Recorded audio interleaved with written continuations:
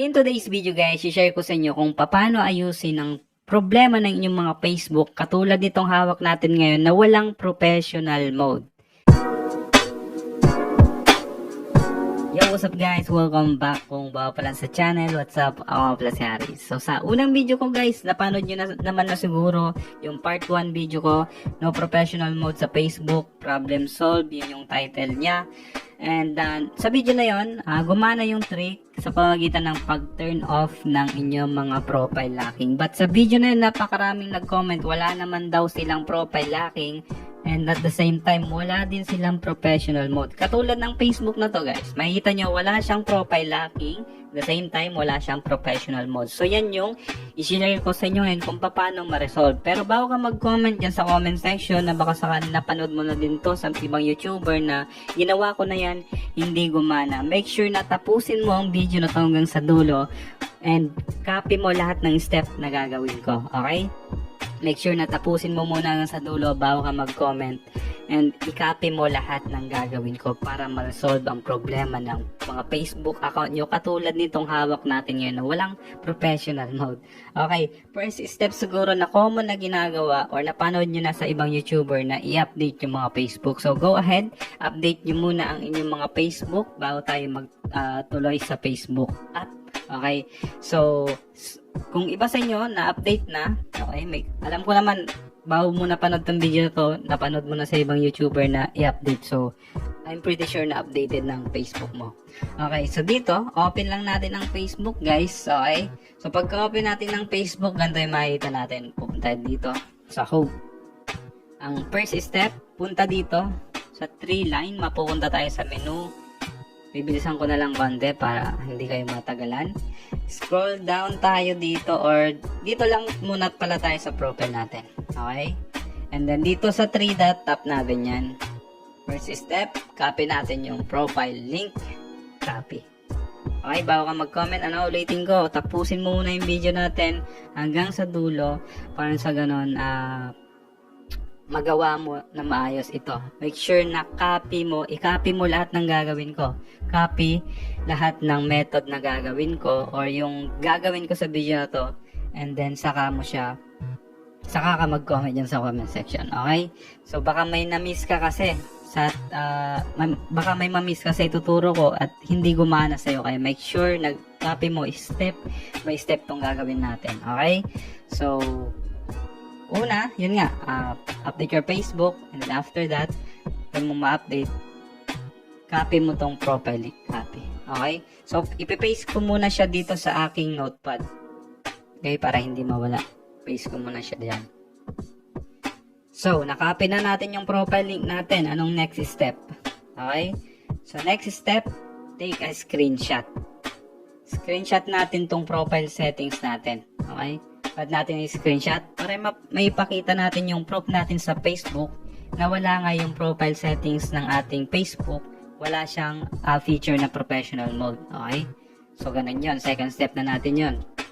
After natin gawin yun, go back. Okay? Go back tayo. Tayo mapindot na. Go back natin. Go back tayo ulit. Papupunta tayo sa na kailangan nating mapunta sa menu. So, dito ulit tayo sa menu. Scroll down po tayo. Okay? Scroll down. And then, pag-scroll down mo, may makita ka lang to. Settings, privacy. Tapos yung question mark. Help and support. So, pipilin natin yung help and support, guys. Then, after that, makikita nyo tong report a problem. So, mag-report tayo ng problem. Okay? So, alam ko na panood mo na to, ulitin ko. Make sure na tapusin mo yung video natin hanggang sa dulo. And copy every step na gagawin ko. Okay? So, after that, natin ulit, report a problem. Makikita mo tong continue a report. Okay? Tap mo yan, yung pinakababa. Wait natin, creating report. Tap mo tong include in report. Okay? Select a product. Scroll down po tayo dito. Profile. Okay? Pili ng profile. Tap mo yan. And then, may nakalagay na attachment. X mo yung nakalagay na yan. Okay? So, naalala mo kanina, kumuha tayo ng screenshot, i-add natin yan sa add image. Okay? So, pupunta tayo sa ating gallery. Punta tayo sa folder ng screenshot. Select natin yung screenshot natin. Okay? So, ma-attach na siya dyan. Okay? Okay na yan. Next step is, maglalagay ako ng exact word na ilalagay nyo dito sa describe the issue. Ilalagay ko po yan sa pin comment sa comment section. Kung hindi mo alam yung pin comment, yan yung nakapin na comment sa comment section natin. Yan yung unang comment na mababasa mo sa comment section ng video na to. Copy mo lang lahat ng words na ilalagay ko dyan. Make sure na exact and ganun lang. Okay? Nilagay ko siya sa aking notepad. Okay? So, kakopy ko lang lahat ng to. Okay? Copy mo yung ilalagay ko dyan sa pin comment. So, lagay natin sa describe an issue. Paste natin yun. Okay, and then, tap natin. Punta tayo sa, tap natin to. Yan. And then, paste natin. Naalala mo kanina yung ginawa natin na kinopy natin yung profile link and then pinaste natin sa notepad. Kinakailangan natin i-copy ulit yan. Go back. So, ayan. Yung ating profile link. Copy natin. Okay. Paste natin dyan sa pinakababa.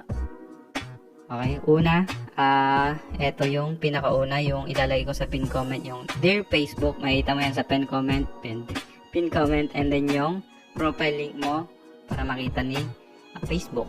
And then, yung attachment natin na profile settings, ilagay natin yan para may proof tayo na wala talagang professional mode yung ating mga Facebook.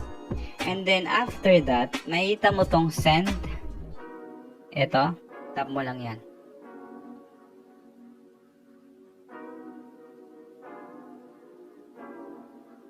Yan, finalizing bug report. Okay, so wait lang natin, wag natin ibabak, hintayin natin matapos yan. Ngayon, nagawa mo na, di ba? For example, tapos na tong bug report na to. Example, nagawa mo na. Pagkagising mo sa umaga, check mo yung Facebook mo. Wala pa din. Ilang araw ba kasi nag-work itong report a problem sa Facebook? Usually, it takes 7 days or 1 week. No? So, yan, na-send na natin. Okay? So, go back na tayo dito siguro sa profile natin bago natin ituloy yung about dito sa pagre-report. So, ilang araw bago maayos yung problem na report natin. So, eto, based sa mga naka-experience na, no, na na-share din sa akin, it takes 1 week, no, bago ma-resolve ni Facebook yung problem mo. So, kung baga ngayon, no, Lunes, so, check mo sa susunod na Lunes. Check mo yung iyong Facebook. And then, pag wala pa din, it takes 2 weeks. 1 to 2 weeks bago ma-resolve ni problem. Bago ma-resolve ni Facebook yung iyong problem. So, make sure na sinunod mo lahat ng step na ginawa natin, lahat ng pinapilink natin, lahat ng picture na screenshot natin. Make sure na sundin mo lahat yon. And then, mag-wait ka siguro ng 1 week to 2 weeks bago mo i-check ang iyong Facebook account. And I'm pretty sure na 100% magkakaroon ka na rin ng professional mode sa iyong Facebook. Okay? So, huwag kayong magmadali kasi yung iba kare-report pa lang. Check na agad ng Facebook, kinaumagahan, sasabihin, ay, wala pa, hindi gumana, not working. So, tigil easy bro. So, hintayin mo lang at yan, gagana na rin after 1 to 2 weeks ng paghihintay, magkakaroon ka na rin ng professional mode sa iyong Facebook. So, hihintayin lang natin ito sa ating sinend na report kay Facebook hanggang sa magkaroon tayo, no? So, ganoon lang kasimple guys, and then kinakailangan nyo lang talaga maghintay. Hindi instant yan kasi napakarami din naman nagre-report kay Facebook ng iba't ibang issue. Hindi lang yung issue ng professional mode. So, it takes time para ma-resolve na yung problem. It takes 1 to 2 weeks bago ma-resolve yung problem mo sa iyong professional mode. And I hope na magkaroon na rin kayo para sa ganun. For example, gusto yung kumita sa inyong mga Facebook Reels. So, why not, no? Pagkakitaan nyo yung inyong mga sariling Facebook account. So, yun lang sa mga kaibigan, and I hope na may natutunan kayo sa video natin. Kung may mga katanungan po kayo, let me know lang dyan sa comment section, and kung may mga video kayo na gustong makita sa ating mga future video, let me know lang din yan sa comment section. And kung napadaan ka lang sa aking YouTube channel kasi naghahanap ka ng gantong klaseng tutorial, by the way, dito sa YouTube channel po natin is gumagawa po tayo ng Android tips and tricks, Android tutorial, Android application, mga phone related, ginagawan po natin yan ng video, tutorial, at yun lang. At kung hindi ka pa nakasubscribe, mag-subscribe ka na.